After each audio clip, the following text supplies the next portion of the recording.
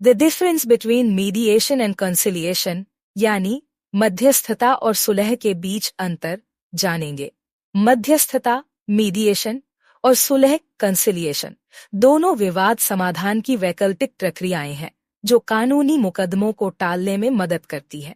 मध्यस्थता मीडिएशन, इसने एक तटस्थ तीसरा पक्ष मध्यस्थ केवल विवाद सुलझाने में सहायता करता है। सुलह कंसिलिएशन, इसने एक तटस्थ व्यक्ति सुलहकर्ता सक्रिय भूमिका निभाते हुए सुझाव और समाधान प्रदान करता है। मध्यस्थता एक प्रक्रिया जिसमें एक तटस्थ तीसरा पक्ष पक्षकारों को बातचीत के माध्यम से समाधान खोजने में मदद करता है। उदाहरण, दो व्यापारिक कंपनियों के बीच अनुबंध विवाद को सुलझाने के लिए मध्यस्थ का सहारा लेना। सुलह एक प्रक्रिया जिसमें सुलहकर्ता विवादित पक्षों को समाधान के लिए सुझाव देता है और उन्हें सहमत करने की कोशिश करता है। उदाहरण, श्रमिक और प्रबंधन के बीच वेतन विवाद में सुलहकर्ता की मदद लेना। 2. भूमिका रोल मध्यस्थता, मध्यस्थ केवल पक्षकारों को बातचीत करने में सहायता करता है। उदाहरण, संपत्ति विवाद में मध्यस्थ बातचीत का मार्गदर्शन करता है। सुलह सुलहकर्ता सक्रिय रूप से सुझाव देता है और समाधान का प्रस्ताव करता है।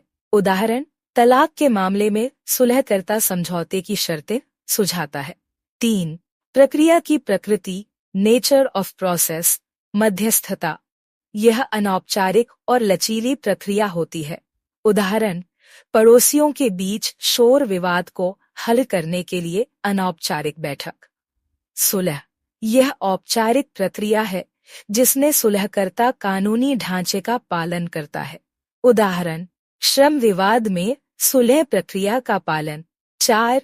अधिकार अथॉरिटी मध्यस्थता, मध्यस्थ के पास कोई निर्णय लेने का अधिकार नहीं होता। उदाहरण, मध्यस्थ केवल अनुबंध विवाद में समाधान सुझाने में मदद करता है।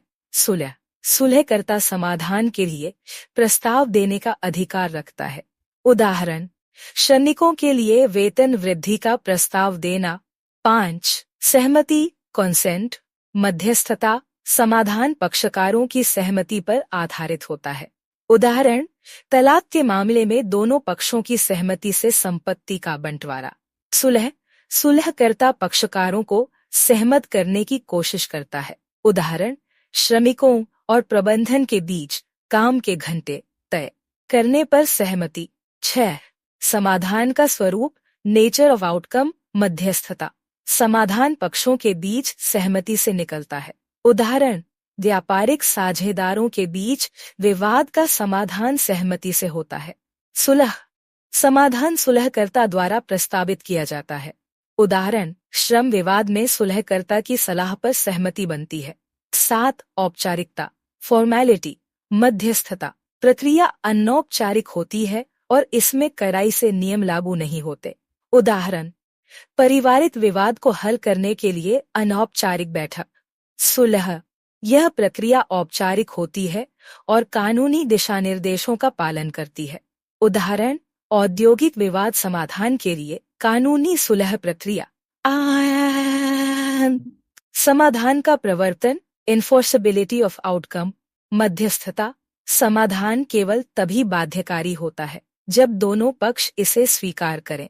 उदाहरण, संपत्ति विवाद का हल जिसे दोनों पक्ष मान लें। सुलह सुलहकर्ता द्वारा सुझाया गया समाधान कानूनी रूप से बाध्यकारी हो सकता है।